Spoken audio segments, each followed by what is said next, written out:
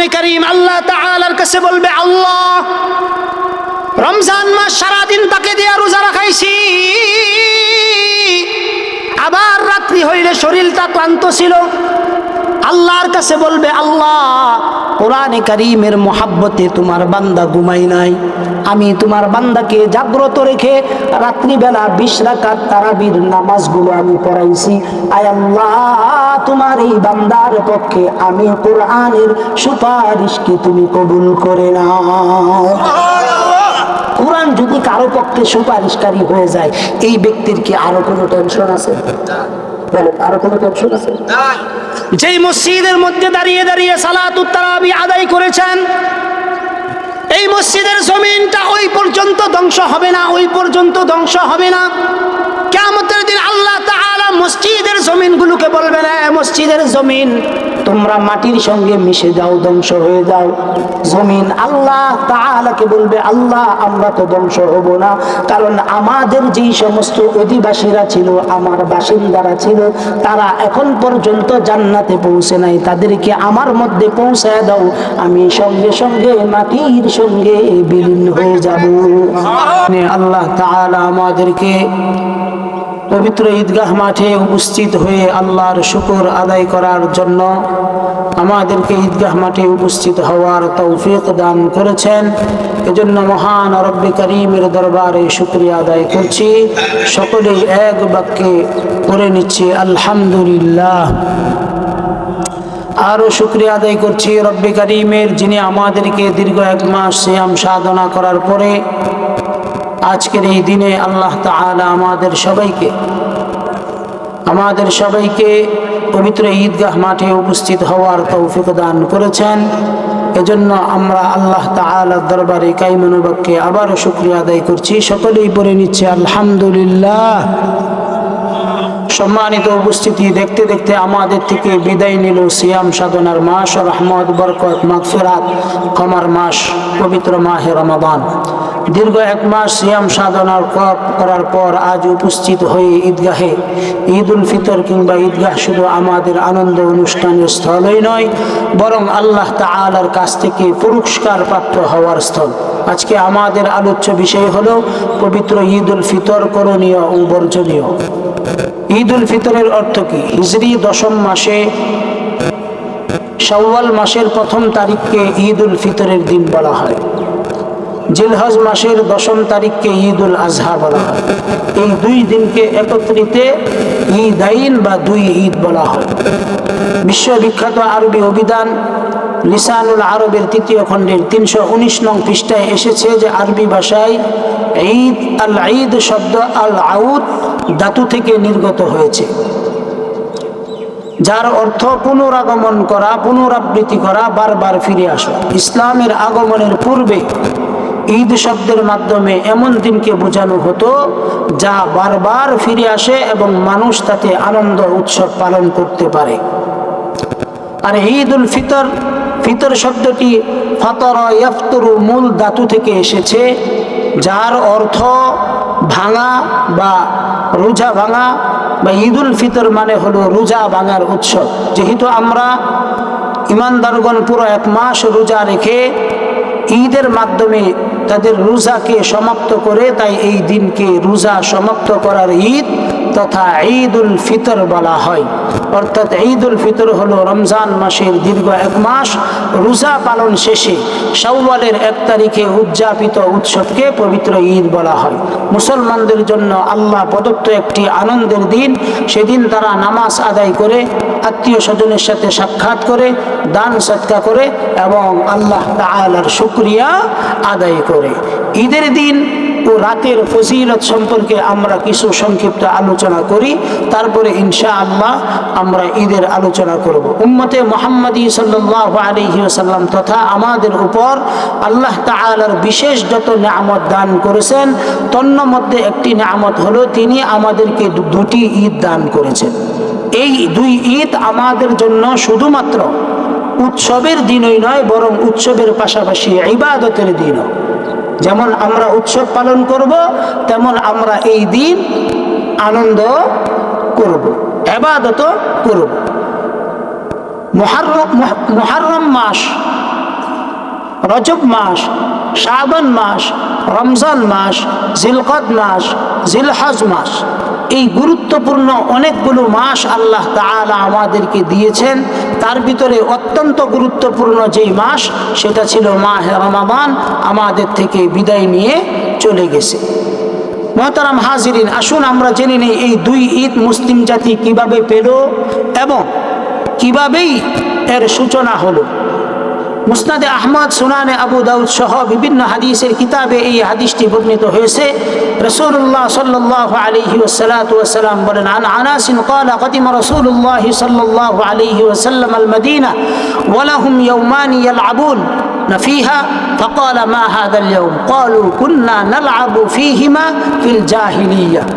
হযরত আনাস রাদিয়াল্লাহু তাআলা আনহু থেকে বর্ণিত, রাসূলুল্লাহ সাল্লাল্লাহু আলাইহি ওয়াসাল্লাম তিনি বলেন যে রাসূলুল্লাহ সাল্লাল্লাহু আলাইহি ওয়াসাল্লাম যখন মদিনায় এসেছেন, মদিনায় এসে দেখেন যে মদিনাবাসীর নিকট দুটি দিন খেলাধুলা ও আনন্দের জন্য তারা করে থাকে। রাসূলুল্লাহ সাল্লাল্লাহু আলাইহি ওয়াসাল্লাম জিজ্ঞাসা করলেন, কুন্না নালআবু ফীহিমা ফিল জাহিলিয়া। রাসূলুল্লাহ সাল্লাল্লাহু আলাইহি ওয়াসাল্লাম তাদেরকে বললেন, ফাকাল রাসূলুল্লাহ সাল্লাল্লাহু আলাইহি ইন্নাল্লাহা ক্বাদ আবদালাকুম ফীহিমা খায়রাম মিনহা ইয়াউমাল আযহা ওয়া ইয়াউমাল ফিতর। খুব ভালো করে কথাগুলো গুরুত্ব দিয়ে আমরা শুনবো ইনশাআল্লাহ। রাসূলুল্লাহ সাল্লাল্লাহু আলাইহি ওয়াসাল্লাম মদিনাবাসীদেরকে জিজ্ঞাসা করলেন যে এই দুই দিন তারা কিসের আনন্দ করে, খেলাধুলা আনন্দ করে। তখন রাসূলকে বলা হলো যে মদিনাবাসীরা নির্দিষ্ট এই দুইটা দিনে তারা ঈদের আনন্দের মতো না, তাদের জন্য বিশেষ দিবসে তারা আনন্দ উদযাপন করে। তখন রাসূল সাল্লাল্লাহু আলাইহি ওয়াসাল্লাম সকলেই বলল, জাহিলি যুগে আমরা যে দুই দিন খেলাধুলা করতাম। রাসূল সাল্লাল্লাহু আলাইহি ওয়াসাল্লাম তাদেরকে উত্তর দিলেন, ইন্নাল্লাহা ক্বাদ আবদালাকুম বিহিমা খায়রাম মিনহা ইয়াউমাল আযহা ওয়া ইয়াউমাল ফিতর। জোরে বলেন সুবহানাল্লাহ। রাসূল বললেন যে আনন্দের জন্য আল্লাহর পক্ষ থেকে তোমাদের জন্য গুরুত্বপূর্ণ দুইটা দিন নির্ধারণ করা। তার ভিতরে আল্লাহ রাসূল সাল্লাল্লাহু আলাইহি ওয়াসাল্লাম ঘোষণা করলেন, একটা হলো ইয়াউমুল আযহা আর একটা হলো ইয়াউমুল ফিতর। এই দুইটা দিন আল্লাহ তাআলা আমাদের জন্য নির্ধারণ করে দিয়েছেন।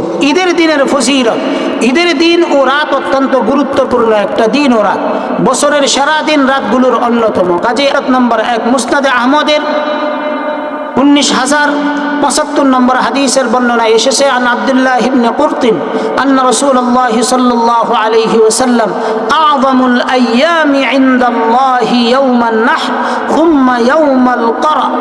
রাসূল সাল্লাল্লাহু আলাইহি ওয়াসাল্লাম বলেন, হযরত আব্দুল্লাহ বিন কুরত রাদিয়াল্লাহু তাআলা আনহু থেকে বর্ণিত, রাসূলুল্লাহ সাল্লাল্লাহু আলাইহি ওয়াসাল্লাম বলেন, আল্লাহ তাআলার কাছে সবচেয়ে সম্মানিত দিন হলো ঈদুল আযহা এবং ঈদুল ফিতরের দিন। ঈদুল আযহা এবং ঈদুল ফিতরের দিন, এই দুই দিন আল্লাহ তাআলার কাছে অত্যাধিক দামি দিন। কেন দামি দিন? কারণ এই দুই দিন মুসলমানরা আল্লাহ তাআলার ভালোবাসার নিদর্শন প্রকাশ করে থাকে। ভালোবাসার নিদর্শন কি করে থাকে? প্রকাশ করে থাকে। এই ভালোবাসার নিদর্শনগুলো পাওয়ার গুরুত্বপূর্ণ একটা দিন হলো ঈদুল ফিতরের দিন এবং ঈদুল আযহার দিন। ঈদের দিন এমন গুরুত্বপূর্ণ দিন যে এদিন আল্লাহ তাআলা বান্দাকে ক্ষমা করে পুত পবিত্র করে দেন। সুবহানাল্লাহ। এই দিন আল্লাহ তাআলা সবাইকে মাফ করে কি করে দেন? একদম পুত পবিত্র করে দেন। যেমন আজকে একটা বাচ্চা তার মার গর্তে জন্ম নিলে যেই রকম নিষ্পাপ মাসুম থাকে, আল্লাহ রাসূল বলেন এই দিন আল্লাহ তাআলা তার সকল বান্দাদেরকে মাফ করে বেগুনাহ মাসুম বানায় দেন। রাসূলুল্লাহ সাল্লাল্লাহু আলাইহি ওয়াসাল্লাম আমাদেরকে এই দিনগুলোর গুরুত্ব দেওয়ার জন্য বলছেন। রাসূল আমাদেরকে এই দিনগুলোর গুরুত্ব কোন কারণে দিবেন? ইদা কানা ইয়াউমুল ফিতর খরাজান নাস ইলাল জাব্বান আত্তালা আল্লাহ আলাইহিম ফাকালা ইবাদি লি সুমতুম ওয়া লি কুমতুম ইরজিউ মাগফুরান লাকুম। রাসূল সাল্লাল্লাহু আলাইহি ওয়াসাল্লাম কত গুরুত্বপূর্ণ একটা কথা বলেছেন। এটা আমরা খুব গুরুত্ব দিয়ে শেষ কথাগুলো শোনার চেষ্টা করব। রোজাদাররা ঈদুল ফিতরের দিন ক্ষমাপ্রাপ্ত হয়ে ঘরে ফিরবে। রোজাদাররা ঈদুল ফিতরের দিন আল্লাহর পক্ষ থেকে ক্ষমাপ্রাপ্ত হয়ে ঘরের মধ্যে প্রবেশ করবে। কেন? কারণ আল্লাহ তাআলা ইরজিউ মাগফুরান লাকুম, আল্লাহ বলবেন যে তোমরা বের হয়ে যাও, তোমাদেরকে আমি ক্ষমা ঘোষণা করেছি, তোমরা আমার ক্ষমা নিয়ে বের হয়ে যাও। সুবহানাল্লাহ। তোমরা আমার ক্ষমা নিয়ে কি হয়ে যাও, বের হয়ে যাও। অতএব মুসলমান বাবাজিরা আমার, আজকের এই দিনটা শুধুমাত্র ঈদের দিন নয়, আজকের এই দিনটা ক্ষমা ঘোষণা করার দিন। কোন কারণে ক্ষমা ঘোষণা করা হবে? আজকের এই দিনটার গুরুত্ব হলো আল্লাহ তাআলা জিবরাইল আলাইহিস সালাতু ওয়াস সালামের মাধ্যমে এই দুনিয়ার সকল আমলের যে চিত্রগুলো আছে, আল্লাহ তাআলা সকল চিত্রগুলোকে রেকর্ড করতেছে। সকল চিত্রগুলোকে কি করতেছে? রেকর্ড করতেছে। এটা আমাদের বানানো কথা না। আন আনাসিন قال قال رسول الله صلى الله عليه وسلم إذا كان ليلة القدر نزل جبريل في كبكبة من الملائكة يصلون على كل عبد قائم أو قاعد يذكر الله عز وجل।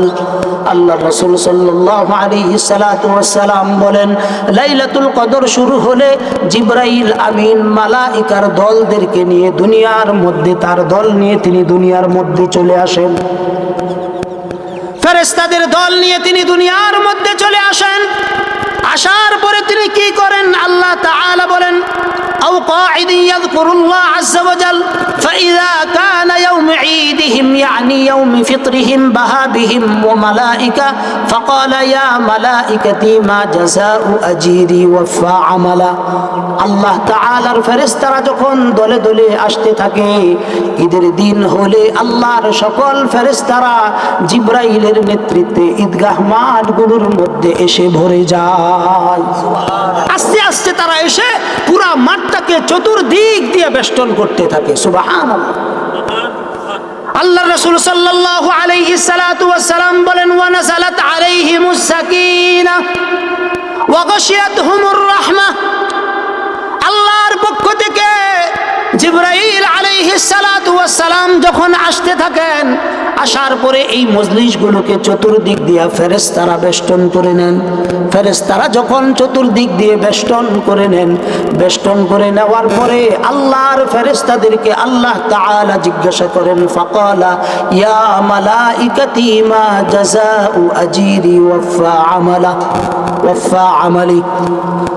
আল্লাহ রাসূল সাল্লাল্লাহু আলাইহি সাল্লাতু ওয়াস সালাম বলেন, জিবরাইল তার ফেরেশতার দলবল নিয়ে যখন আসে, আসার পরে যখন আল্লাহর কাছে বান্দাদের আমলনামাগুলো পেশ করে, আল্লাহ তাআলা ফেরেশতাদেরকে প্রশ্ন করেন, ইয়া মালাইকাতি, হে ফেরেশতারা, যেই সমস্ত মানুষ কামলা দেয়, কাজ করে, তারা যখন পরিপূর্ণভাবে কাজগুলো আদায় করে নেয়, তাদের পরিশ্রম কি দেওয়া উচিত?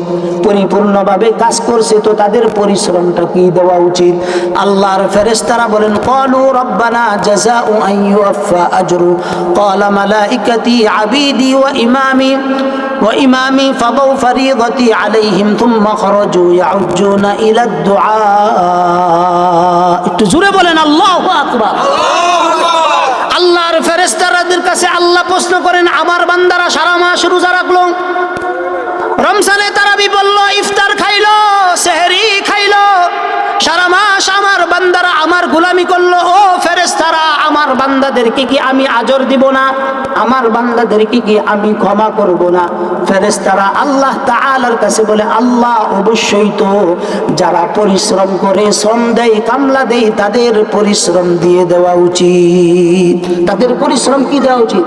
দিয়ে দেওয়া উচিত। তখন আল্লাহ তাআলা কি বলেন? ফায়াকুল ইরজিউ ফাকাদ গফারতু লাকুম ওয়া বাদদালতু লাকুম সাইয়্যাতিকুম হাসানাত। চিল্লায়া বলেন আল্লাহু আকবার। আল্লাহু আকবার। আল্লাহ তাআলা ফেরেশতাদেরকে বলেন, ও আমার ফেরেশতারা, ঈদের মাঠের মধ্যে আমার যেই সমস্ত বান্দারা উপস্থিত হয়েছে তাদেরকে বলো, সুম্মা খারাজু ইয়াউজুনা ইলা দুআ, আমার বান্দাদেরকে বলো তারা যেন ঈদগাহ মাঠ থেকে বের হয়ে যায়। আল্লাহর কাছে আজকের দিনে আর দোয়া করার প্রয়োজন নাই। তা আমরা যদি রবকে প্রশ্ন করি, রব মাফের জন্য দোয়া চাইবো, আপনি বলতেছেন দোয়া করার প্রয়োজন নাই। আল্লাহ বলেন, ফাকাদ গফারতু লাকুম ওয়া বাদদালতুকুম সাইয়্যাতিকুম হাসানাত। আল্লাহ কয়, তোমাদের সবাইকে আমি মাফ করে দিয়েছি। ঘোষণা কার? একটু জোরে বলেন, কার ঘোষণা? আল্লাহর ঘোষণা। আল্লাহ বলতেছেন গফারতু লাকুম ওয়া বাদদালতু সাইয়্যাতিকুম হাসানাত। আল্লাহ কয় ঘোষণা করে দাও ঈদগাহ মাঠে, আমার সকল বান্দাদেরকে আমি মাফ করে দিলাম। ওয়া বাদদালতু সাইয়্যাতিকুম হাসানাত, আল্লাহ কয় তাদের গুনাহগুলো আমি নেকি দিয়া পূর্ণ করে দিলাম। আল্লাহু আকবার, সুবহানাল্লাহ। সুবহানাল্লাহ। কে বলতেছে? আল্লাহ আজকের দিনে ঘোষণা করতেছে তাদের জন্য যারা রমজান মাসে রোজা রাখছে, তারাবি পড়ছে, সেহরি খাইছে, ইফতার খাইছে, আল্লাহ তাআলা সবাইকে সাধারণ ক্ষমা ঘোষণা করে দিতেছে। সবাইকে কি ঘোষণা বলেন? সাধারণ ক্ষমা ঘোষণা করতেছেন। আল্লাহর পক্ষ থেকে ঘোষণা হলো, আল্লাহ তাআলা বলেন তাদেরকে বলো ফায়ারজিউ মাগফুরাল লাহুম, আল্লাহ কয় তাদের সবাইকে বলো বের হয়ে যাইতে, আমি রব্বুল আলামিন তাদের সবাইকে মাফ করে দিলাম। আজকের দিনে ক্ষমা কারা পাবে? যারা রোজা রাখছে। যারা কি রাখছে বলেন? রোজা রাখছে, তাদেরকে আল্লাহ তাআলা আজকের দিনে ক্ষমা ঘোষণা করবেন। কেমন ক্ষমা হবে? যে আল্লাহ রাসূল বলেন যেই ব্যক্তি সবপরা রমজান মাস রোজা রাখলো এবং রমজান মাসে রোজা রেখে তারাবির নামাজগুলো আদায় করলো, সাহারি করলো, ইফতার করলো, তারাবিগুলো আদায় করলো, আল্লাহ তাআলা ঘোষণা দিতেছেন যে তাদের সবাইকে আমি রব্বুল আলামিন আজকের দিনে ক্ষমার ঘোষণা করে দিলাম। সুবহানাল্লাহ। কোন কারণে আমাদেরকে ক্ষমা করা হবে? আল্লাহ বলেন যে তোমাদেরকে ক্ষমা করা হবে এই কারণে যে তোমরা একটা মাস আমার জন্য পরিশ্রম করছো। আল্লাহর ভাষায় আল্লাহ বলেন আমার বান্দারা আমার কামলা দিছে, শ্রমিক হইয়া কাজ করছে। সুবহানাল্লাহ। সুবহানাল্লাহ। আল্লাহ যখন আমগরে কামলা কয়, এর চাইতে বড় কি আরো কিছু চাওয়ার আছে? আমগরে এই আসনের এমপি যদি কয় যে অমুক ব্যক্তি আমার লোক, তো আমরা দুনিয়ার ভিতরে গর্ববোধ করি না? আল্লাহ কইতেছে রোজাদাররা আমার লোক, আমার লোক, আমার কামলা, এরা আমার কামলা, আমি এদেরকে কামলা দেওয়াইছি। যেই আল্লাহ আমাদেরকে বলছেন আমরা কামলা দিছি, অবশ্যই আমরা আল্লাহর মোহাব্বতের পাত্র না আল্লাহর অমোহাব্বতের পাত্র? সবাই বলেন বান্দাকে আল্লাহ তাআলা কতটা মোহাব্বত করেন? রব্বুল আলামিন বলেন আমি আমার বান্দাদেরকে মোহাব্বত করি, আমি আমার বান্দাকে সৃষ্টি করেছি। ইন্না আকরামাকুম ইনদাল্লাহি আতকাকুম ওয়ালাকাদ কাররামনা বনি আদম। আল্লাহ বলেন আমি বনি আদমকে সৃষ্টি করেছি সম্মান দিয়ে, বনি আদমকে সৃষ্টি করেছি সম্মান দিয়ে। দুনিয়ার ভিতরে যত প্রাণী আছে সকল প্রাণীকে আল্লাহ তাআলা নত জানু কইরা বানাইছেন। মানুষ দুই পাও দিয়ে হাঁটে, তারপরেও আল্লাহ তাআলা মানুষদেরকে সোজা রেখেছেন। আমাদেরকে আল্লাহ কি রাখছেন বলেন? সোজা রাখছেন। কোন কারণে? আল্লাহ বলেন এই জবান দিয়ে আমার নাম নেওয়া হবে। এই জবান দিয়ে কার নাম নেওয়া হবে? আজকের দিনে ঈদগাহের মধ্যে আমরা আসি, তাকবীর বলতে বলতে আসি। কি তাকবীর? আল্লাহু আকবার, আল্লাহু আকবার, আল্লাহু আকবার, লা ইলাহা ইল্লাল্লাহু, আল্লাহু আকবার, আল্লাহু আকবার ওয়া লিল্লাহিল হামদ। আজকের দিনে আমরা তাকবীর বলতে বলতে আসি, ওয়ালিতুকাব্বিরুল্লাহ আলা মা হাদাকুম ওয়া লাআল্লাকুম তাশকুরুন। আজকের দিনে তাকবীর বলার দিন, আল্লাহর গুণকীর্তন করার। সুবহানাল্লাহ, সুবহানাল্লাহ। আজকের দিনে কার তাকবীর হবে বলো? ওয়ালিতুকমিলুল ইদ্দাতা ওয়ালিতুকাব্বিরুল্লাহ। আজকে শুধু আল্লাহ শব্দ উচ্চারিত হবে। কার শব্দ উচ্চারিত বলে? আল্লাহ শব্দ। এই শব্দটা মুখ দিয়া উচ্চারণ করবো দেখাই মায়ের পেটের মধ্যে যখন ছিলাম আল্লাহ নাপাক রক্তগুলা মুখ দিয়া খাওয়াই নাই, নাভি দিয়া খাওয়াইছে। সুবহানাল্লাহ। কি দিয়া খাওয়াইছে বলে? নাভি দিয়া খাওয়াইছে, মুখ দিয়া খাওয়াই নাই। কেন? কারণ আমার বান্দা আমার নামটা নিবে, তো মুখটা তো পবিত্র রাখতে হবে। এই কারণে আল্লাহ বলছেন আলা বিযিকরিল্লাহি তাতমাইন্নুল কুলুব। কলব পরিষ্কার থাকে, তরতাজা থাকে আল্লাহর জিকির। কি দিয়া বলে? আজকের ঈদের ময়দান, ঈদগাহের ময়দান গুরুত্বপূর্ণ ময়দান। অসংখ্য অগণিত মালায়েকা ফেরেশতার দল আইসা চতুর্দিক দিয়ে আমাদেরকে বেষ্টন করে রাখছেন। আমরা যে মজলিসের ভিতরে বসছি, এই মজলিসটা পুরাটাই আল্লাহর সিসি ক্যামেরা দিয়ে রেকর্ড হচ্ছে। আর আরশে আজিমের ভিতরে ফেরেশতাদের সঙ্গে আল্লাহ তাআলা আমাদের আজকের এই ঈদগাহের মাঠের আলোচনাগুলো করছেন। সুবহানাল্লাহ। আমাদের আলোচনাগুলো কোথায় হইতেছে বলে? আসমানে হইতেছে। তো সৌভাগ্যবান কারা? যারা সারা রমজান মাস রোজা রাখলো, আজকের ঈদগাহে হাজির হইল। সৌভাগ্যবান একমাত্র কেবলমাত্র শুধুমাত্র তারাই সৌভাগ্যবান যারা ঈদগাহ মাঠে আসলো না, সঠিক সময়ে নামাজের মধ্যে দাঁড়াইলো না, তার রমজান মাসে তারাবি পড়লো না, রোজা রাখলো না, সাহারি করলো না, ইফতার করলো না। আল্লাহর কাছে কি আজকের এই দিনের কোনো মূল্য আছে? তাদের কোনো মূল্য আছে? কোনো ব্যক্তি যদি চাকরি করে, সারা বছর যখন চাকরি করে, 2 ঈদ আসলে কোম্পানি বিবেচনা করে যে আমার শ্রমিক সারা বছর আমার সঙ্গে মেহনত করছে, আমার কোম্পানিতে কাজ করছে, রমজানের ঈদে, কুরবানির ঈদে তাদেরকে অন্তত বেতনের হাফ বোনাস দিতে হবে। এটা চিন্তা থাকে কিনা বলেন? যারা সারা বছর চাকরি করে তাদেরকেই বেতনের সাথে কি দেওয়া হয় বলেন? একটু জোরে বলে, বোনাস দেওয়া হয়। কিন্তু যেই ব্যক্তি সারা বছর চাকরি করলো না, এই ব্যক্তি কি ইচ্ছা করলেই বোনাস পাবে? তারে কি বোনাস দেওয়াটা যুক্তিসঙ্গত? কোন কারণে যুক্তিসঙ্গত না? কারণ যে শর্ত থাকে সারা বছর যে ব্যক্তি চাকরি করবে, ওই ব্যক্তির জন্যই আল্লাহর পক্ষ থেকে বোনাস বরাদ্দ। জোরে বলেন সুবহানাল্লাহ। আজকের দিনেও তাদেরকেই ক্ষমা ঘোষণা করা হবে, তাদেরকেই মাফ করা হবে। যারা রমজান পাইল, সারা রমজান আল্লাহর কদমে সাজদার মধ্যে পড়েছিল, রুকুর মধ্যে পড়েছিল, ইন্না সালাত কানাত আলাল মুমিনিনা কিতাবাম মাওকুতা, সঠিক সময়ে নামাজগুলো আদায় করেছিল, রমজানের সিয়ামগুলো পালন করেছিল। সিয়াম আল্লাহ তাআলা রমজানের রোজাগুলো কোন কারণে দিয়েছিলেন? আল্লাহ বলেন, কুতিবা আলাইকুমুস সিয়াম কামা কুতিবা আলাল্লাযীনা মিন ক্বাবলিকুম লাআল্লাকুম তাত্তাকুন। আল্লাহ বলেন, এই রমজানের রোজাকে ফরজ করা হয়েছে তোমাদের পূর্ববর্তী যারা ছিল তাদের উপরেও ফরজ করা হয়েছিল, যেন তোমরা লাআল্লাকুম তাত্তাকুন, আই লাআল্লা ফি কালামিল্লাহি লিতারাজ্জিহি ওয়াল ইয়াকিন। আল্লাহ বলেন যে লাআল্লা শব্দটা আল্লাহ এই কারণে ব্যবহার করেন যেন আগে যে কথাগুলো বলছেন এই কথাগুলোর গুরুত্ব মাহাত্ম্য অনুধাবন করানোর জন্য আল্লাহ লাআল্লা শব্দ ব্যবহার করছে। লাআল্লাকুম তাত্তাকুন, যেন তোমরা কি হইতে পারো? মুত্তাকি হইতে পারো, আমরা যেন পরহেজগার হইতে পারি। এই কারণে রমজানের রোজা আমাদের উপর ফরজ ছিল। আর এই রমজানের রোজা যারা রাখছে আজকে তাদের জন্য আল্লাহর পক্ষ থেকে মাগফুরুল লাকুম, আল্লাহ তাদের সবাইকে মাফ করে দিবেন।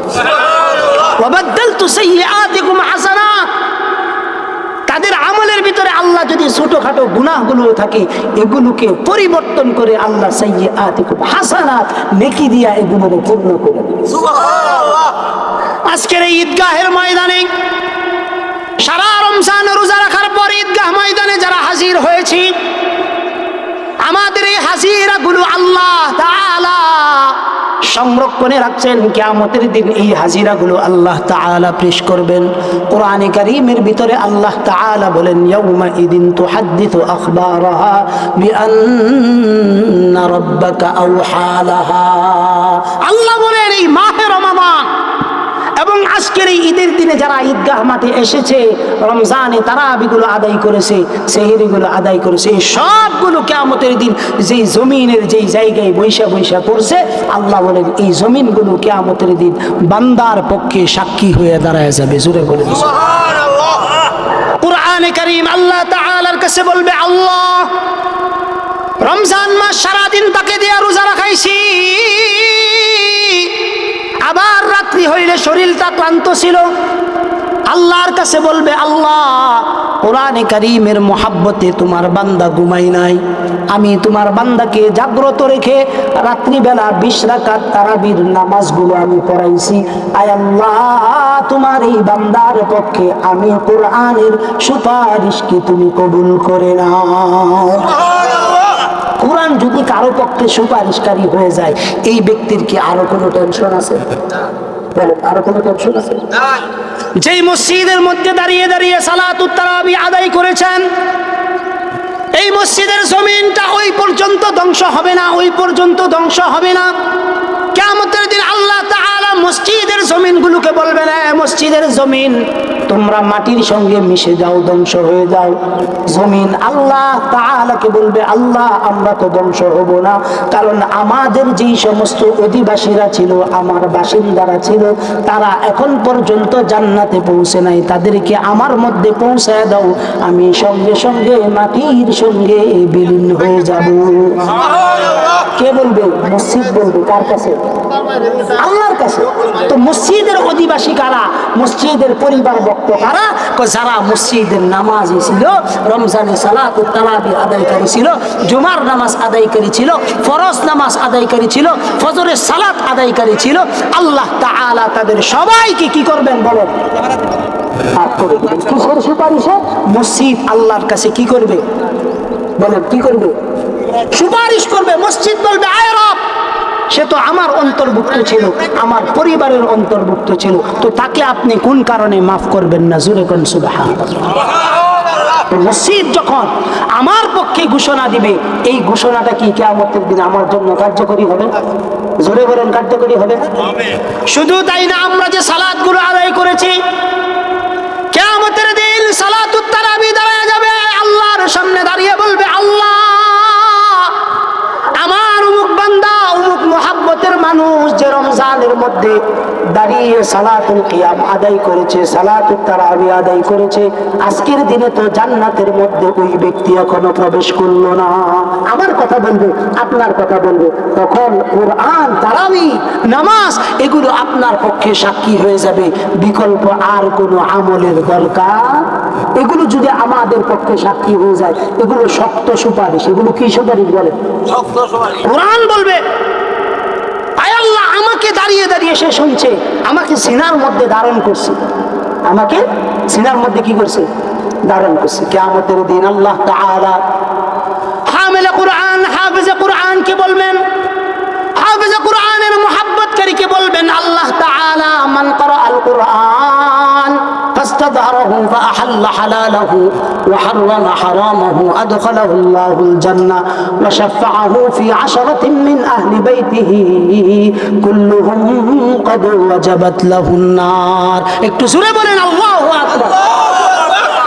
কিয়ামতের দিন আল্লাহ তাআলা হাফেজ কুরআনকে এমন কিছু পাওয়ার দিবেন, যেই পাওয়ারের কারণে হাফেজ কুরআন নির্ধারিত 10 জন জাহান্নামী ব্যক্তিকে সুপারিশ করে জান্নাতে নিয়ে যাবে। সুবহানাল্লাহ। আল্লাহ হাফেজ কুরআনকে কি বলবেন? ইকরা। হাফেজ কুরআনকে বলবেন, তুমি পড়ো। কাকে পড়বে? হাফেজ কুরআনকে। তো হাফেজ কুরআন পড়বে, ইকরা, আল্লাহ বলবেন ওয়ারতাকি ওয়ারাত্তিল কামা কুনতা তুরাত্তিলু ফিদ দুনিয়া ফাইন্না মানজিলাকা ইনদা আখিরি আয়াতিন তাকরাউহা। একটু জোরে বলেন না আল্লাহু আকবার। আল্লাহু আকবার। আল্লাহ তাআলা হাফেজ কুরআনকে বলবেন, মান ক্বারাআল কুরআন, হাফেজ কুরআনকে বলবেন ইকরা, হে হাফেজ কুরআন পড়ো, ওয়ারতাকি ওয়ারাত্তিল কামা কুনতা তুরাত্তিলু ফিদ দুনিয়া ফাইন্না মানজিলাকা ইনদা আখিরি আয়াতিন তাকরাউহা। হাফেজ কুরআনকে আল্লাহ বলবেন, হে হাফেজ কুরআন পড়ো, তো দুনিয়ার ভিতরে যেইভাবে তুমি কোরআনে কারীম তেলাওয়াত করতা, আল্লাহ বলবেন ও হাফেজ কুরআন, দুনিয়ার ভিতরে তুমি যেইভাবে কালামুল্লাহ থেকে তেলাওয়াত করতা, আল্লাহর কিয়ামতের ময়দানেও তুমি এইভাবে কালামুল্লাহ গুলো তেলাওয়াত করো। হাফেজ কুরআন তেলাওয়াত করবে, আল্লাহ বলবেন ইকরা ওয়ারতাক ওয়ারাত্তিল কামা কুনতা তুরাত্তিলু ফিদ দুনিয়া ফাইন্না মানজিলাকা ইনদা আখিরি আয়াতিন তাকরাউহা। হাফেজ কুরআন পড়বে, আল্লাহ বলেন তোমার পড়া যেই জায়গায় শেষ হয়ে যাবে, ওই জায়গায় তোমার স্থান হয়ে যাবে। জোরে বলেন সুবহানাল্লাহ। হাফেজ কুরআনের সুপারিশ যেন আমি পাই, এই কারণে রমজান আসলে হাফেজ কুরআনের সাথে মুহাব্বত গড়ে তোলা, কুরআনের সাথে মুহাব্বত গড়ে তোলা। কিসের সাথে? আমরা সৌভাগ্যবান যে রমজান মাস পুরাটাই আমরা খতমে তারাবি আদায় করতে পারছি, আলহামদুলিল্লাহ। আশা করা যায় যে আমাদের এই কুরআন কিয়ামতের দিন আমাদের জন্য সুপারিশকারী হবে, আমাদের জন্য কি হবে? সুপারিশকারী হবে। সম্মানিত প্রিয় প্রিয় দিনী ভাইরা আমার, রমজানে আমরা যারা নামাজ পড়ছি, রমজানের পরে মনে হয় আল্লাহ আমাদের নামাজ মাফ করে দিছেন, মাফ করে দিছেন না? রমজান পর্যন্ত আমাদের উপর ফরজ ছিল, সবসময় ফরজ। তাহলে আজকে ফজরের নামাজে মুসল্লি সংখ্যা কম হলো কেন? বলেন মুসল্লি সংখ্যা কম হলো কেন? যেটা রমজানে বেশি হইতো, কিন্তু আজকে প্রথম দিন, শাওয়ালের প্রথম দিন, এই দিনেই আমরা মসজিদের মধ্যে মুসল্লি সংখ্যা কম। তার মানে কি বুঝায়? তার মানে কি বুঝাইলো? রমজান মাসেই আমাদের জন্য নামাজ ফরজ ছিল, বিষয়টা এইরকম না? এখন বলতে পারেন যে না হুজুর, রমজান ছাড়াও তো ফরজ, তা আপনি ফরজ হইলে আপনি আসলেন না কেন? কেন আসলেন না বলেন? ঈদগাহ মাঠে আমরা সবাই উপস্থিত হয়েছি, ঈদের নামাজটা কি বাজান? সবাই বলেন সকালের ফরজ নামাজটা মনে হয় নফল নামাজ। সারা দুনিয়ার সকল সুন্নতকে একত্রিত করলে একটা ওয়াজিবের সমান হবে না, আর সারা দুনিয়ার সকল ওয়াজিবকে একত্রিত করলে একটা ফরজের সমান হবে। জোরে বলেন একটা ফরজের সমান হবে? তো আমরা যে ফজরের নামাজটা পড়ি নাই, এটা কি আমাদের ভুল হয়েছে কিনা বলে? ভুল হয়েছে। এই ভুলটা থেকে কি আমরা নিজেরা পরিশুদ্ধ হব কিনা বলে? জীবন ভর আমরা ওয়াজ শুনলাম, কিন্তু পরিবর্তন হওয়ার নিয়তে শুনলাম না। এই ওয়াজ কি আমাকে জান্নাত পর্যন্ত নিবে? বলেন নিবে? এজন্য আমার জীবনের আজকের ঈদগাহ মাঠ থেকে আমরা কি এই ওয়াদা করতে পারি যে দ্রুত পক্ষে কোনো গুরুত্বপূর্ণ সমস্যা ছাড়া আমি নামাজ বাদ দিব না? এটা কি আমরা নিয়ত করতে পারি? সবাই যদি একটু জবানটা খুইলা ইনশাআল্লাহ বলতেন তাইলে অনেক খুশি হতো। যে আজকের পর থেকে বিনা উজরে, যতই উজর থাক, কোনো কারণে যদি আমার ফরজ তরক হয়েও যায়, আমি যে কোনো জায়গায় আমার ফরজ নামাজ একাকী হইলেও আদায় করে নিব, আদায় করে। আপনি দুনিয়াতে যদি অসংখ্য গুনাহ করেন, কি বলেন, অসংখ্য গুনাহ যদি আপনার দ্বারা হয়ে যায়, কিন্তু আপনার আমল নামায় নামাজ তরক করার গুনাহ নাই, আমি আল্লাহর কসম করে ঈদগাহ মাঠ থেকে বলতে পারি, আপনি ব্যক্তি আল্লাহর কসম, আপনি জান্নাতি মানুষ। কি মানুষ বলে? জান্নাতি মানুষ। কেন? কারণ যেই কদম আল্লাহর কুদরতি কদমের সাথে যেই কপাল লাগে, এই কপালের দাগটা অন্তত জাহান্নামে যাবে না। জোরে বলেন জাহান্নামে যাবে না। নামাজটা কোন কারণে গুরুত্বপূর্ণ আমল হলো এবং এত গুরুত্বপূর্ণ কোন কারণে হলো, খুব ভালো করে বুঝবেন। নামাজের মাধ্যমে বান্দা আল্লাহর যতটা নৈকট্য পায়, অন্য কোনো আমলের মাধ্যমে এতটা নৈকট্য অর্জন করা, জোরে বলেন নৈকট্য অর্জন করা। আমরা বছরে একবার কুরবানি দিই, ঠিক না? রমজান মাসে এক মাস আমরা রোজা রাখি, যাকাত বছরে একবার দিই, হজ আমরা জীবনে একবার আদায় করি, কিন্তু নামাজ কি প্রতিদিন আদায় করুন লাগে কিনা? কয়বার? একটু জোরে বলেন কয়বার? 5 বার আদায় করুন লাগে। এই যে 5 বার আল্লাহ আপনাকে ডাকেন, আল্লাহর গোলামিতে আমাদের হাজির হইতে হয়, আপনার কি মনে হয় না যে এটার ভিতরে একটা বিশেষত্ব আছে? আমরা যদি আমাদের সন্তানরা যদি কোনো এক বাবার সন্তান যদি চুরি করে, তখন ওই বাবার সন্তানকে যদি 50 জন ব্যক্তি মিলে সালিশে বৈশা বলে যে তুই কান ধরে 20 বার উডারবো বা নাকে খত দে, আমাদের কি ইজ্জত থাকে? জোরে বলেন ইজ্জত থাকে? কিন্তু নামাজে যখনই আমরা দাঁড়াই, সর্বপ্রথম হাতটা কোন জায়গায় উঠাই বলেন? কেন লাগে আমরা কানা করতামকে কি বলতেছি? আল্লাহর কাছে প্রথমেই আমি হাতটা উঠায় বলতেছি, আল্লাহ আমি কিন্তু আসলে আগেই কান্দা দিছি। আল্লাহ ফেরেশতারে চায় কই, এই তোরা না কইছিলি যে আমার বান্দা সৃষ্টি করলে এরা দুনিয়াতে ফাসাদ করুক, গঞ্জাম করুক, কই আমার বান্দা তো গোলামি করতেছে, ইবাদত করতেছে। আল্লাহ ফেরেশতাদের সাথে বান্দার জন্য প্রশংসা করে, ফেরেশতাদের সাথে বান্দাদের কথা আলোচনা করে। আল্লাহ যখন আমার মতো ব্যক্তির কথা, আপনার মতো ব্যক্তির কথা আলোচনা করে, এই জীবনে কি আরো কিছুর দরকার আছে? প্রথমে আমরা কানের মধ্যে হাত দেই, হাত দিয়ে আল্লাহকে বুঝাই, আল্লাহ আপনার তাকবীর দিতেছি, আল্লাহর নাম আমরা উচ্চারণ করি, আল্লাহু আকবার, যেইটাকে আমরা তাকবীরুল্লাহ বলি। যেইটাকে আমরা কি বলি বলেন? তাকবীরুল্লাহ বলি। প্রথম নাম্বারে তাকবীরুল্লাহ বলার সময় আগে কোথায় দোষী বলে? জোরে বলে। তারপরে আমরা এই যে হাতটার এইবার সুন্দর করে বাঁধি কিনা বলেন? বান্ধি না? আচ্ছা, এইরকম হাত ধইরা যদি কারো সামনে দাঁড়ায়, অবশ্যই সম্মানী ব্যক্তির সামনে আমরা দাঁড়াই না? জি, টাইমের 1 মিনিট আগেও হবে না, 1 মিনিট পরেও হবে না, যথা টাইমে ইনশাআল্লাহ আমরা নামাজ পড়ে ফেলবো।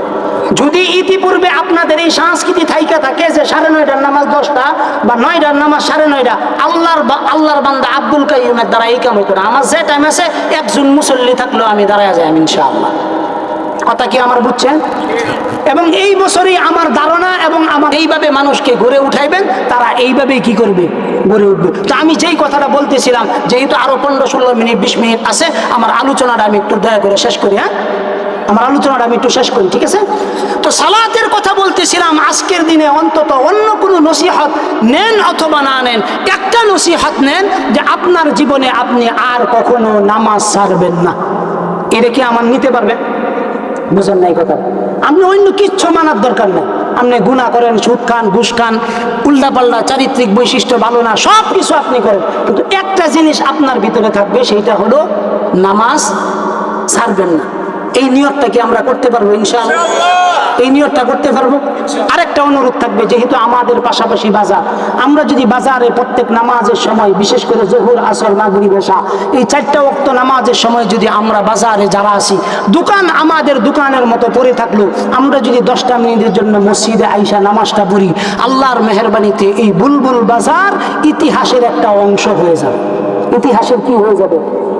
আমরা চাপ দিতেছি না, আমরা আপনাকে অনুরোধ করতেছি। যদি বলেন হুজুর আপনি আমার পাও ধরলে আমরা সবাই আইসা মসজিদে নামাজ পড়ান, আসেন আপনার পায়ে ধরি, সবার সামনে পাও ধরবো, তারপরেও আইসা মসজিদে কি করেন? জুড়ে বলেন কি করেন?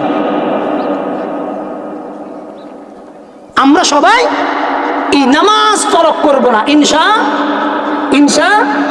সর্বশেষ আমার কথা নামাজের বিষয়ের কথার পর সর্বশেষ, যেহেতু সময় খুব সংক্ষিপ্ত, আপনারাও আসছেন দেরিতে, শেষের দিকটা গুরুত্বপূর্ণ 2-3টা কথা আপনাদেরকে বলে দিতেছি, প্রত্যেকটা কথা নিয়ে যাবেন ইনশাআল্লাহ। 1 নাম্বার কথা হলো, আমরা যারা সারা রমজান তারাবি করি নাই, রোজা রাখি নাই এবং সঠিকভাবে সাদকাতুল ফিতর আদায় করি নাই, আমরা এমন অনেকেই আছি যারা ঈদুল ফিতরের মাঠে আসছি কিন্তু সাদকাতুল ফিতর আদায় করি না। এইরকম আসি না নাই? হ্যাঁ, সাদকাতুল ফিতর ঈদগাহ মাঠের আগেই আদায় করে নেওয়া, এটা সুন্নাত। এটা কি সুন্নাত না, ওয়াজিব, জরুরি। সাদকাতুল ফিতর আদায় করা, সাদকাতুল ফিতর আদায় করা। এই সাদকাতুল ফিতরের ওয়াজ আমি রমজানের শুরু থেকে করতেছি, এখন পর্যন্ত অনেক ভাই সাদকাতুল ফিতর যে আমরা আদায় করলাম না, আজকে ঈদগাহ মাঠে আল্লাহর কাছে আমাদের জবাব দেওয়ার কিছু আছে। এজন্য যারা সাদকাতুল ফিতর আদায় করেন নাই, তারা আমাদের এই মুয়াজ্জিন সাহেব আছে, আমাদের মাদ্রাসার একটা লিল্লা ফান্ড আছে, আমাদের 5-6টা এতিম বাচ্চা আছে, নিরেট এতিম, নিরেট এতিম, এন কোনো বাইসালি এতিম না যে অর্ধেক এতিম অর্ধেক না, সম্পূর্ণ খরচ তাদেরকে আমরা দিই। হাত্তাকে এবার রমজানে তাদেরকে পাঞ্জাবি, জুতা, যা যা প্রয়োজন সব কিছু আমরা ব্যবস্থা করছি। আপনি বিশ্বাস করলেও আমরা করছি, না বিশ্বাস করলেও করছি। কথা কি বুঝছেন? যেটা করছি এটা বলতেছি। যদি আপনাদের সুযোগ হয় তাহলে আমাদের মুয়াজ্জিন সাহেবের কাছে এই সাদকাতুল ফিতরটা পৌঁছায় দিবেন ইনশাআল্লাহ। আমরা এটা আমাদের লিল্লাহ ফান্ডে আপনাদের খেদমতের জন্য, ইনশাআল্লাহ ছাত্রদের খেদমতের জন্য, বিশেষ করে এতিমদের খেদমতের জন্য আমরা এটা লাগিয়ে দিব। যারা দিছেন না, অবশ্যই সাদকাতুল ফিতর আদায় করতে হবে। সাদকাতুল ফিতর যদি আদায় না করেন, আপনার সম্পদের ভিতরে পুরা সম্পদটাই 2 নাম্বার সম্পদে রূপান্তরিত হবে। কি সম্পদ বলে? 2 নাম্বার সম্পদের রূপান্তর। আপনি বলেন তো, 1 মণ দুধের সাথে যদি 1 ফুটা চেনা হয়, চেনা ভরে, এই দুধটা কি পাক থাকবে না নাপাক থাকবে?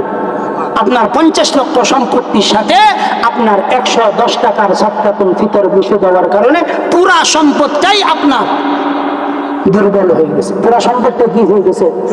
দুর্বল হয়ে গেছে। আর সাদকাতুল ফিতর যারা আদায় করবে না, এদের বিভিন্ন বালা মুসিবত লেগে থাকবে। এজন্য সাদকাতুল ফিতর আমরা অবশ্যই আদায়। সর্বশেষ আপনাদের খেদমতে, যারা রমজানে রোজা রাখতে পারি নাই, আজকের ঈদগাহ ময়দান আপনার জীবনের সবচেয়ে সুবর্ণ সুযোগের একটা ময়দান। কিসের ময়দান বলে? সুবর্ণ সুযোগের একটা ময়দান, যে এই দিনে আমি কাইমনোবাক্যে আল্লাহর কাছে নিজের দুর্বলতাগুলো পেশ করা যায়। আল্লাহ, আমি গ্যাস্ট্রিকের সমস্যার কারণে রমজানে রোজা রাখতে পারি নাই, শয়তানের প্ররোচনায় পড়ে রমজান মাসে আমি নামাজগুলো আদায় করতে পারি নাই। আল্লাহ, আমি তো গুনাহগার, তুমি তো গফফার। আল্লাহ, আমি তো গুনাহগার, তুমি তো গফফার। মুসা আলাইহিস সালামের জমানায় মুসা আলাইহিস সালাম এইরকম ওয়াজ করতেছেন, এমন সময় মুসা আলাইহিস সালাম আতুরাইছেন আল্লাহর কাছে। কার সামনে? আল্লাহর কাছে আতুরাইছে। তো মুসা আলাইহিস সালাম তো এমন পয়গম্বর যে দোয়া কবুল হয়েছে কিনা এটা নিশ্চিত হওয়ার পরে তিনি হাত নামাইতেন। কথা বুঝেন নাই কথা? মুসা আলাইহিস সালাম দোয়া কবুল হয়েছে কিনা আল্লাহরে যেইটা কইতেন এটা ডাইরেক্ট আদায় করতেন। তো দুইছেন দোয়া, হাত উঠাইছেন, দোয়া কবুল হইতেছে। মুসা আলাইহিস সালাম দোয়া করতেছেন, দোয়া কবুল হইতেছে না, দোয়া করতেছেন, দোয়া কবুল হইতেছে না, হইতেই আছে না, দোয়া কবুল হইতেই আছে। তা আল্লাহর পয়গম্বর মুসা বললেন, আল্লাহ আমার দোয়াগুলো কবুল হইতেছে না কি জন্য? তা আল্লাহ বললেন, মুসা তোমার এই মজলিসের ভিতরে একজন এমন গুনাহগার আছে, এই গুনাহগারের জন্য দোয়া কবুল হইতেছে না, তোমার মজলিস থেকে তুমি এই গুনাহগারদের দূরে সরায় দাও, তোমার মজলিসের দোয়াগুলো কবুল হয়ে যাবে। মুসলমান ভাইরা আমার, মুসা আলাইহিস সালাতু ওয়াস সালাম রাগত সুরে ওই মজলিসের ভিতরে যেই ব্যক্তি গুনাহগার ছিলেন তাকে চরম ভাষায় বললেন, এই মজলিসের ভিতরে কে আসো যে তার জীবনে অনেক গুনাহ করছো, তোমার গুনাহের কারণে আল্লাহ তাআলা আমি পয়গম্বরের দোয়াগুলো কবুল করতেছেন না। যখন এমন ভাবে মুসা আলাইহিস সালাতু ওয়াস সালাম শক্তভাবে যখন ওই ব্যক্তিকে বলল, কোন ব্যক্তিকে বলল ব্যক্তি নিজেও জানে না, কিন্তু ব্যক্তির মনের অবস্থা কে জানেন? ওই ব্যক্তি ওই মজলিসের দোয়ারত অবস্থায় আল্লাহর কাছে কাইমুল বাক্যে দিলটা নরম করে দর্দে দিল হইয়া আল্লাহর কাছে যখন হাত উঠাইছে, আল্লাহ এত বড় মজলিস থেকে আমি একজন গুনাহগারকে যদি তুমি অসম্মান কইরা উঠায় দাও, দুনিয়ার সকল মানুষগুলো জেনে যাবে আমি গুনাহগার, অতএব আল্লাহ দয়া করে আমি ইতিপূর্বে যা গুনাহ করছি তোমার কাছে খাস দিলে তওবাতান নাসুহা করতেছি, এই মজলিসের মধ্যে আমাকে লজ্জিত করিও না, দয়া করে মুসা পয়গম্বরের গুনাহগুলো দোয়াগুলো কবুল করে নাও, আমি গুনাহগারের গুনাহগুলো তুমি মাফ করে দাও। এই মজলিসের ভিতরে কায়েমুল বাক্যে তওবা করছে যেই ব্যক্তির কারণে দোয়া কবুল হইতেছে না, ওই ব্যক্তির তওবার কারণেই আল্লাহ মুসার দোয়াও কবুল করে নিছে। সুবহানাল্লাহ। এজন্য আজকের এই দিনটা আল্লাহর কাছে সর্বশেষ কায়েমুল বাক্যে দিলটা নরম করে আল্লাহর কাছে কুদরতি পায়ে পড়ার মতো দিন এবং কায়েমুল বাক্যে নিজেদের গুনাহ মাফ চাওয়ার মতো গুরুত্বপূর্ণ একটা দিন। এই দিনে যেন আমি গাফলতির মধ্যে না করি, আজকের দিন যেন আমার চোখ থেকে পানি পড়তে কখনো ভুল না হয়, আজকের দিনে যেন আল্লাহর কাছে আমি কায়েমুল বাক্যে তওবা করতে যেন আমার ভুল না হয়, আমি আমার নিজেকে সঁপে দিব আল্লাহর কাছে যে আল্লাহ আমার অগণিত গুনাহ তুমি গফফার, তুমি বলছো লা তাকনাতু মির রাহমাতিল্লাহ, বান্দা গুনাহ করছো আমার রহমত থেকে নৈরাশ হয়ে না, আল্লাহ সেই আশা নিয়ে রোজা না রাখাও তোমার দরবারে হাত উঠাইছি, এখন তুমি যদি আমাকে ফিরিয়ে দাও আমি অন্য কারো দরবারে যাওয়ার কোনো সুযোগ। আপনি বলেন তো, অন্তর নরম করে কোনো ব্যক্তি যদি আল্লাহর কাছে চায়, আল্লাহ বলেন ইন্নাহু কানা গফফারা, আমার নাম তো গফফার, বান্দা যখন নরম দিল নিয়ে আমার কাছে চায় আমি বান্দাকে ফিরাইয়া দিতে, জোরে বলেন ফিরাইয়া দিতে।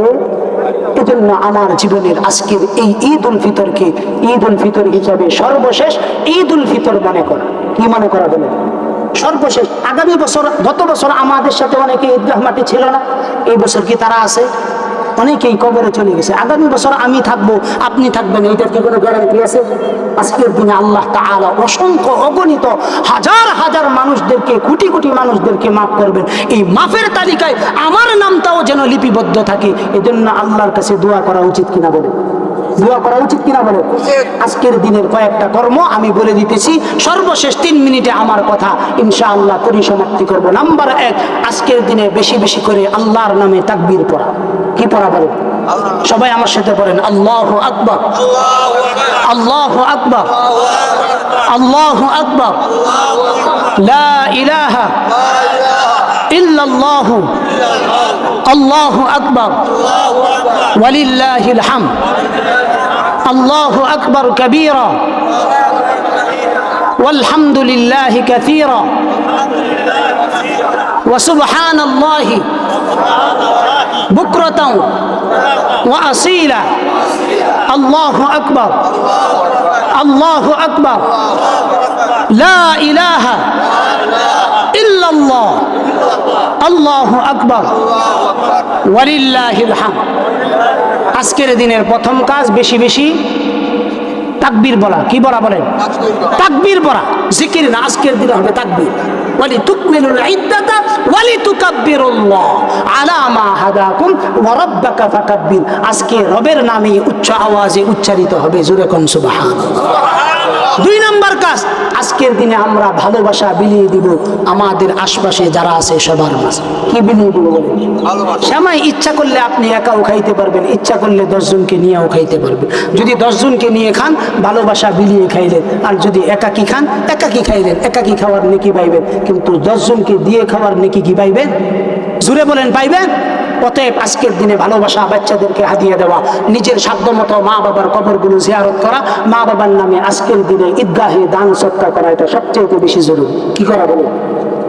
আজকের দিনে আমাদের ঈদগাহের আশপাশে আমাদের মা বাবাদের রুহগুলো এসে ঘুরতেছে, আপনি দান করবেন, এটা কবরে যাবে। আপনি মা বাবার জন্য দোয়া করবেন, এটা কবরে যাবে। তো আজকের দিনে এই দানগুলো আমরা করবো তো ইনশাআল্লাহ, করবো তো ইনশাআল্লাহ, ইনশাআল্লাহ। গেল এটা। তারপরের বিষয় যেটা খুব ভালো করে বুঝেন, তারপরের গুরুত্বপূর্ণ বিষয় যেটা, সেটা হলো আমরা এই রমজানের শেষ দশককে যারা কাজে লাগাইতে পারি না, আজকে ঈদের রাতটাকে যেন আমরা হেলাই খেলাই নষ্ট না করি।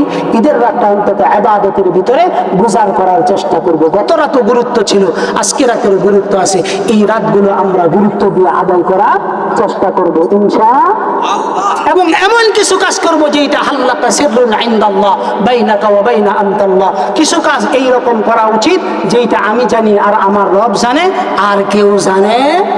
এই কাজগুলো করবো ইনশাআল্লাহ। আল্লাহ তাআলা আমাদের সবাইকে বুঝার তৌফিক দান করুন। সবাই বলেন আমিন।